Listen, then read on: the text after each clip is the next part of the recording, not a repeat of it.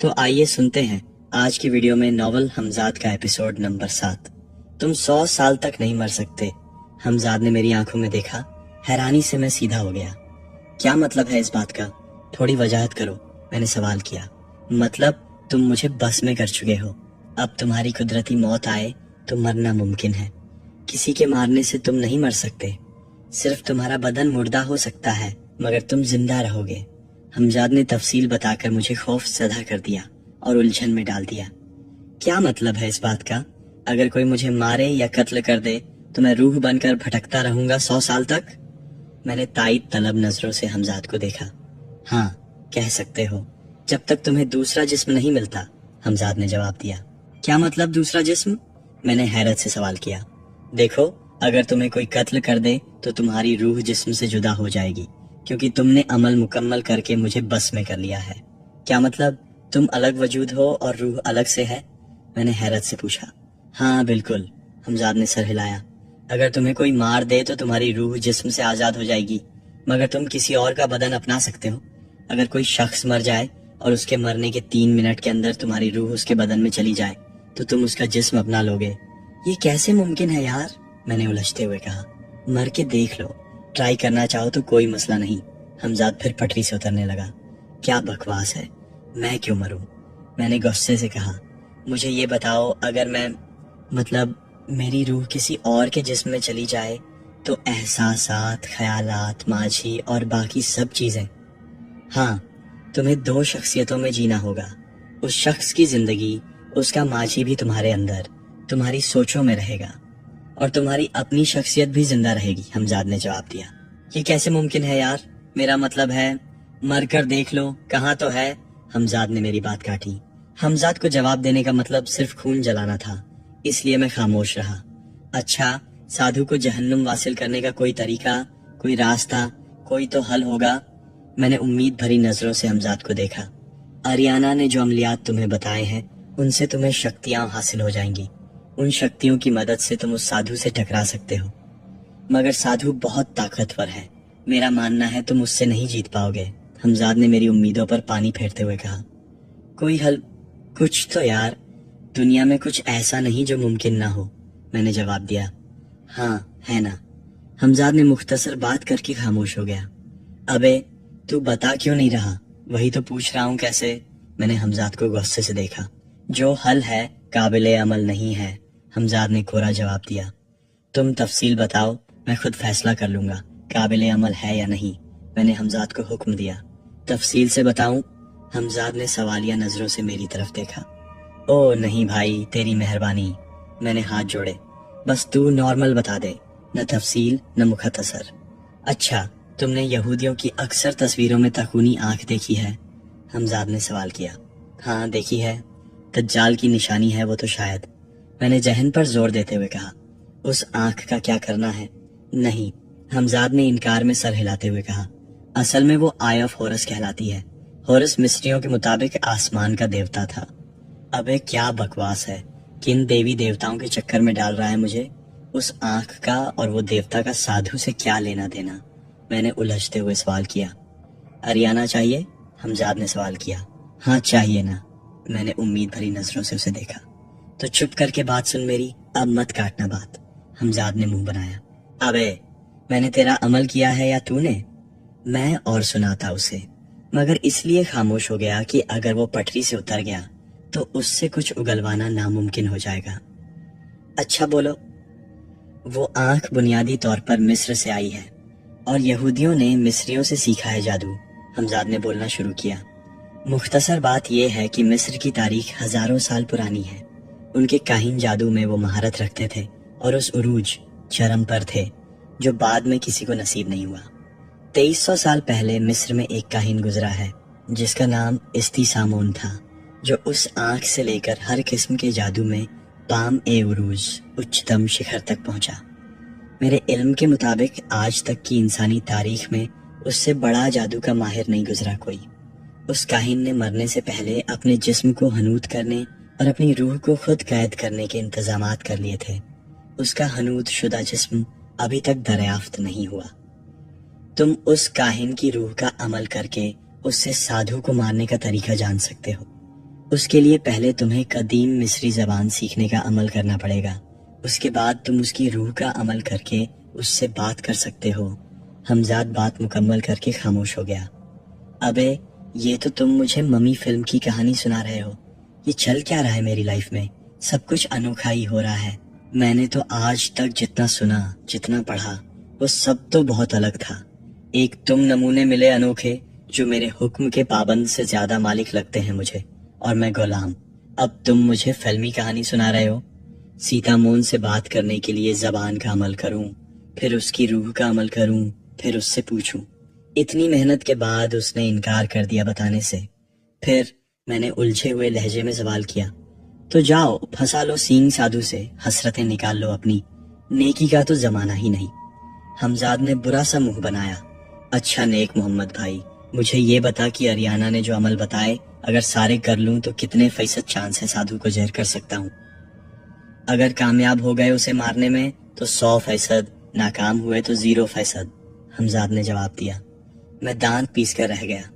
تمہارے لیے ایک اچھی خبر ہے، حمزاد پھر گویا ہوا۔ اچھی خبر بتا دے، جب سے آیا ہے منحوس باتیں کیے چلا جا رہا ہے۔ میں نے حمزاد کی طرف دیکھا۔ بندہ دیکھ کر بات کرتا ہوں میں۔ حمزاد نے مجھے چڑھایا مگر میں نے جواب نہیں دیا اور منتظر نظروں سے اس کی طرف دیکھتا رہا۔ اچھی خبر یہ ہے کہ سادھو کا عمل کامیاب نہیں ہوا، حمزاد کہہ کر خاموش ہو گیا۔ میری آنکھیں چمک اٹھیں۔ سادھو کا عمل کامیاب نہیں ہوا، یہ تو واقعی اچھی خبر ہے۔ اریانہ میری جان، میری زندگی، میری محبت تھی اور بیوی بھی۔ میرے لیے برداشت سے باہر تھا۔ جو عملیات اریانہ نے بتائے تھے انہیں کرنے میں اور 2 مہینے گزر جاتے۔ میں کسی ایسے راستے کی تلاش میں تھا جس پر چل کر جلد سے جلد اریانہ کو سادھو کے چنگل سے نجات دلوا سکوں۔ ٹھیک ہے، مجھے بتاؤ، کیا میں ایک وقت میں 2 عمل کر سکتا ہوں؟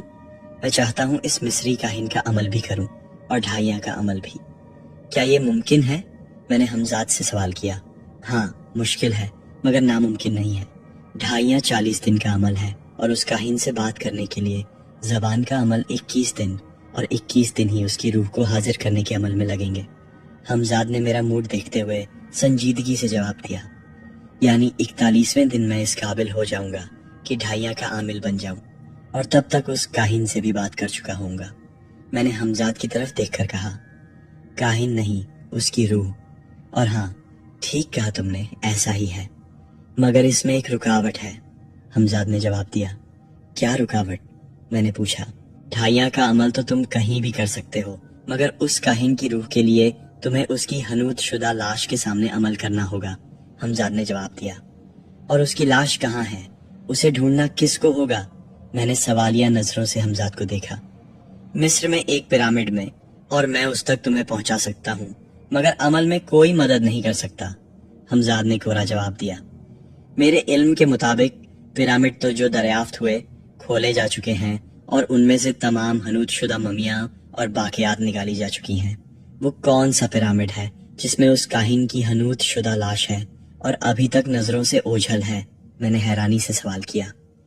مصر کے شہر قاہرہ کے باہر ایک پیرامڈ ہے، اسے کھولا جا چکا ہے اور اس میں سے تمام چیزیں نکالی جا چکی ہیں، مگر وہ دوہری تہ والا پیرامڈ ہے۔ زمین کے نیچے ایک تہ خانہ ہے جس میں اس کاہن کی لاش موجود ہے۔ اس تہ خانے کی چھت کہہ لو یا پیرامڈ کا فرش کہہ لو، وہ بستاسک سے بنا ہے۔ یہ قدیم مصریوں کی کوشش ہے، انہوں نے مختلف دھاتوں اور مسالوں کو ملا کر ایک پتھر نما دھاتو تیار کی تھی۔ وہ دیکھنے میں بالکل عام پتھروں جیسی ہے مگر پتھر سے بہت زیادہ مضبوط۔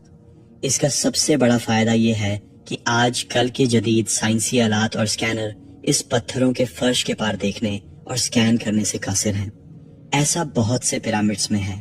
کئی پیرامڈز 3 منزلہ انڈر گراؤنڈ ہیں جنہیں اب تک تلاش نہیں کیا جا سکا، نہ ہی کسی کے علم میں ہے۔ یہ ایک اور سب سے بڑا مسئلہ یہ ہے، وہاں ہر قسم کا جادو بے اثر ہو جائے گا۔ تمہیں اندر داخل ہونے اور ہر چیز کے لیے دنیاوی چیزوں کا ہی سہارا لینا پڑے گا، حمزاد نے مکمل تفصیل بناتے ہوئے کہا۔ تو مطلب مجھے مصر کا ویزا لگوا کر وہاں جانا ہوگا؟ میرا تو پاسپورٹ بھی نہیں بنا ابھی، میں نے پریشانی کا اظہار کیا۔ ابے گھامڑ، میں نے پیرامڈ میں جانے اور عمل کے لیے دنیاوی معاملات کا کہا ہے، مصر جانے کے لیے نہیں۔ پیرامڈ میں میری بھی شکتیاں کام نہیں آئیں گی، حمزاد نے برا سا منہ بناتے ہوئے وضاحت کی۔ घामड़ कहने पर मेरा खून तो बहुत जला, मगर मैंने जवाब नहीं दिया। हमजाद अभी माकूलियत से बात कर रहा था। मैं उसे पटरी से उतारना नहीं चाह रहा था। एक बात का और जवाब दो, एक क्या 10 और पूछ लो। पिछले कई घंटों से दिमाग पिलपिला कर दिया है तुमने सवाल कर करके। मुझे तुमने अपने कामों के लिए बस में किया था या मुनकर नकीर बनकर सवाल जवाब करने के लिए? हमजाद ने मेरा फिर से खून जलाना शुरू कर दिया। अबे, जब तक मुझे सब बातों का इल्म नहीं होगा कोई फैसला कैसे करूंगा? मैंने गुस्से से कहा।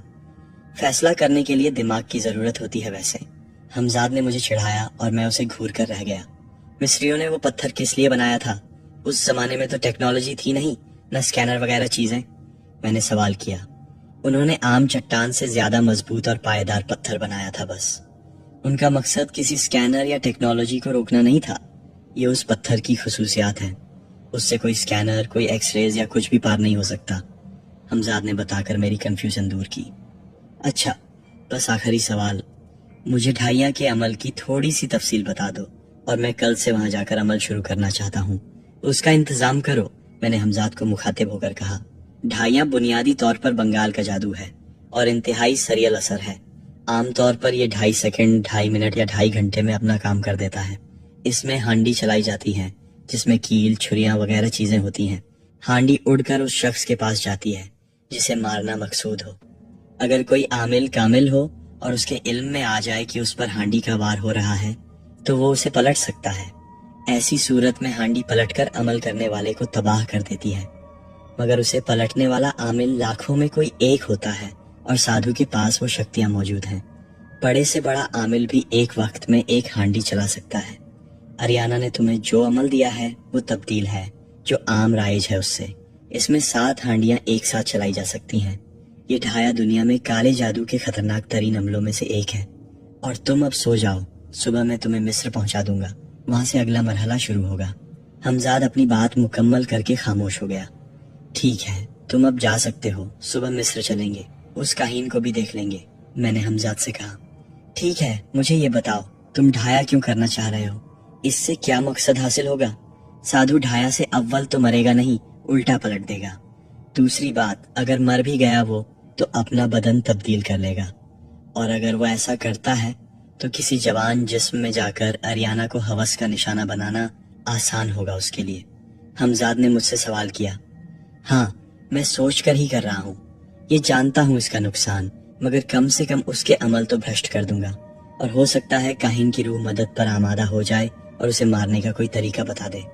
मैंने अपने मुंतशिर ख्यालात को अल्फाज की शक्ल दी। ढाया तो तुम कर लो शायद, मगर याद रखो कि रूह को बुलाना सोए शेर की दुम खींचने जैसा है, और वो भी 2300 साल पुराने मुर्दे की। और अगर तुमने उसकी रूह को बुलाया तो हल तो शायद बता दे, मगर उसने वापस जाने से इनकार कर दिया तो ये तुम्हारा इख्तियार नहीं होगा, न तुम उसे रोक सकोगे। हमजाद ने मुझे देखते हुए कहा।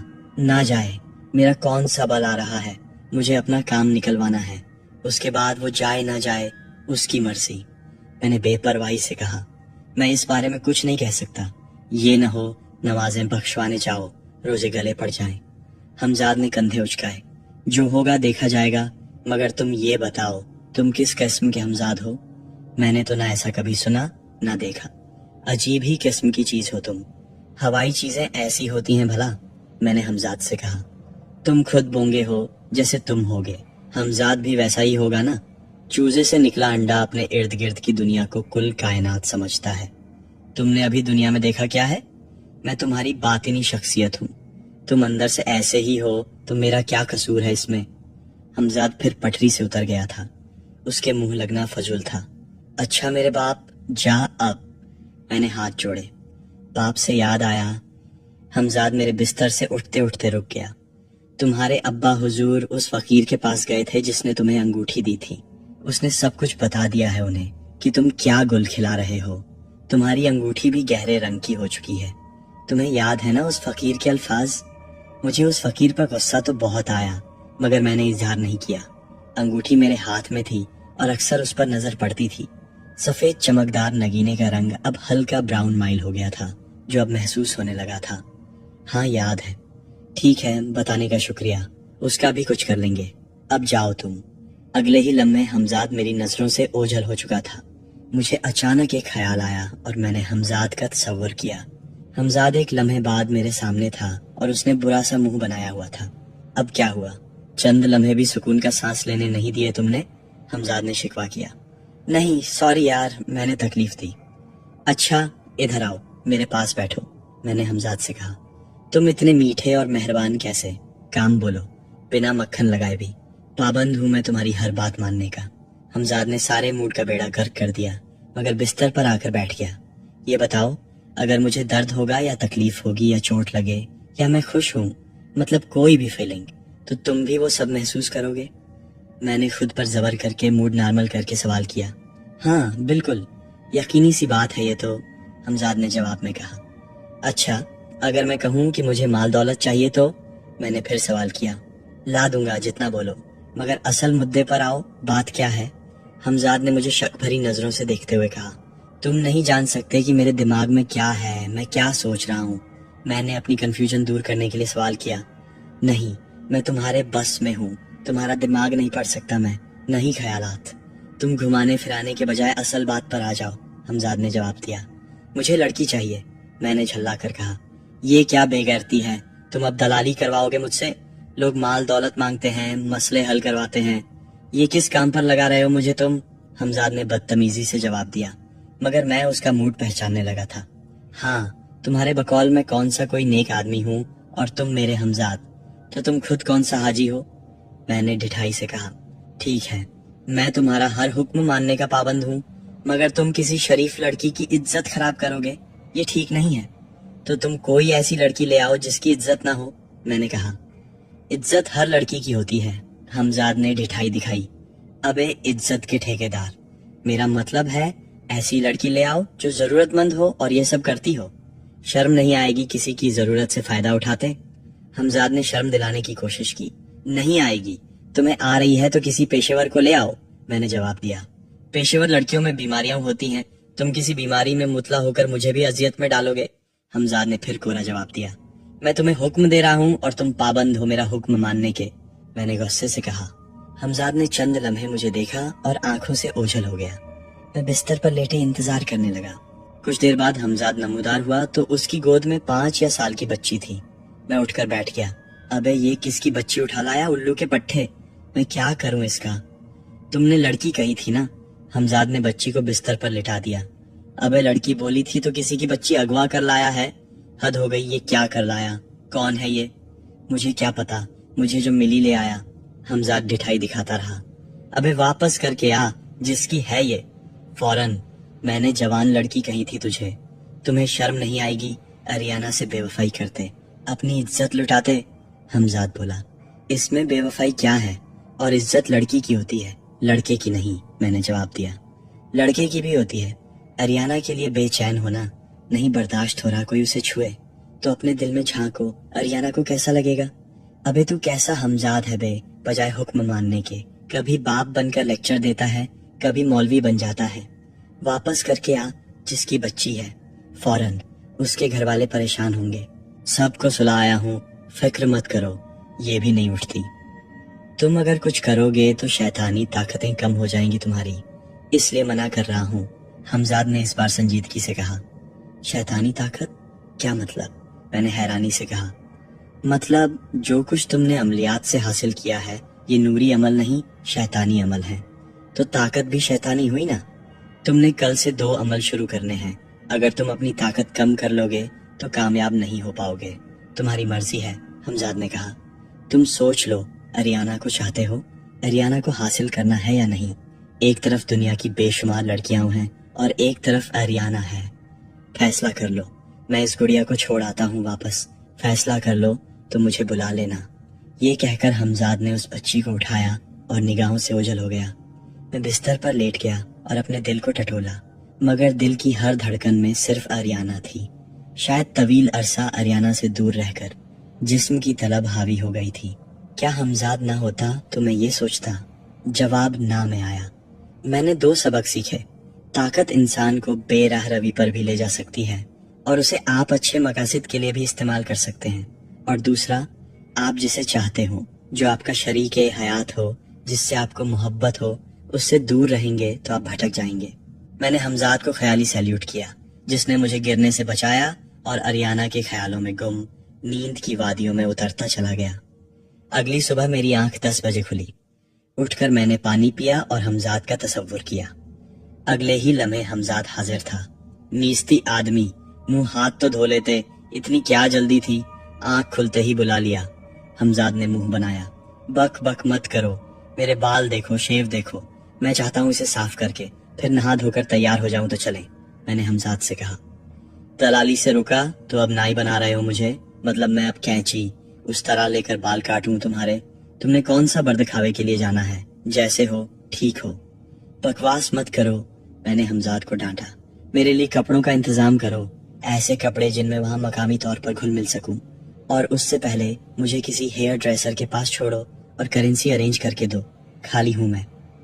اچھا ٹھیک ہے، خلاف معمول حمزاد نے بحث نہیں کی۔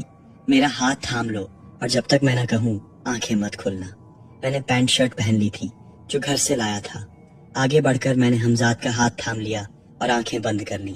مجھے یوں لگا جیسے میں ہلکا پھلکا ہو گیا ہوں اور ہوا میں اڑ رہا ہوں۔ کچھ دیر میں حمزاد نے آنکھیں کھولنے کو کہا۔ میں نے آنکھیں کھولیں تو خود کو ایک مصروف اور پرہجوم چوراہے پر پایا۔ دائیں بائیں غور کرنے پر اجنبی خد و خال والے چہرے نظر آئے۔ آنکھ اٹھا کر عمارتوں اور دکانوں کو دیکھا تو یقین ہو گیا، حمزاد خبیث مجھے ڈائریکٹ مصر لے آیا ہے۔ ابے، میں نے تجھے ہیئر ڈریسر کے پاس چلنے کو کہا تھا، تو مجھے کہاں لے آیا ہے؟ مصر میں؟ یہاں ہیئر ڈریسر نہیں کیا؟ یہاں لوگ آری اور کلہاڑی سے بال کاٹتے ہیں کیا؟ یہاں یا وہاں کیا فرق پڑتا ہے؟ حمزاد سے بحث کرنا فضول تھا۔ چلو ہیئر ڈریسر کے پاس لے چلو اور کرنسی کا انتظام کرو۔ مجھے تو زبان بھی نہیں آتی، یہ جگہ کون سی ہے؟ انگلش انٹرنیشنل زبان ہے، ہر جگہ چلتی ہے، حمزاد نے جواب دیا۔ اور یہ التحریر اسکوائر ہے، قاہرہ، مصر کا دارالحکومت۔ حمزاد نے ایک جانب بڑھتے ہوئے تفصیل بتائی، ساتھ ہی پاس سے گزرتے ایک شخص کی جیب میں ہاتھ ڈال کر پیسے نکال لیے۔ میں نے ڈر کر ادھر ادھر دیکھا مگر کوئی متوجہ نہیں تھا۔ ابے یہ کیا، تم نے جیبیں کاٹنا شروع کر دیا ہے؟ چور تو تم تھے ہی، اب جیب کترے بھی بن گئے ہو، میں نے حمزاد کو چڑھایا، مگر حمزاد نے جواب دینے کے بجائے کرنسی میری طرف بڑھا دی۔ ہم ہیئر ڈریسر کی دکان کے سامنے کھڑے تھے۔ میں شاپ میں داخل ہو گیا۔ میری نظر دکان پر لگی گھڑی پر پڑی تو اندازہ ہوا کہ مصر ہم سے 3 گھنٹے پیچھے تھا۔ ہیئر ڈریسر میرا حلیہ دیکھ کر حیران ہوا، مگر اس نے سوال کیے بغیر کرسی پر بیٹھنے کا اشارہ کیا۔ میں نے اسے ٹوٹی پھوٹی انگلش میں اپنا مدعا سمجھا دیا۔ کچھ دیر بعد جب پیسے دے کر دکان سے نکلا تو انسانوں والا حلیہ اپنا چکا تھا۔ حمزاد اس دوران غائب تھا۔ میں نے تصور کیا تو وہ حاضر ہو گیا۔ اس کے ہاتھ میں نوٹوں کی گڈی تھی جو اس نے میری طرف بڑھا دی اور میں نے لے کر جیب میں رکھ لی۔ یقیناً وہ کہیں سے چوری کر کے لایا تھا، مگر اسے کچھ کہنا فضول تھا۔ دوستوں، کہانی ابھی جاری ہے۔ اس کا اگلا حصہ دیکھنے کے لیے ہماری اگلی ویڈیو کا انتظار کیجیے۔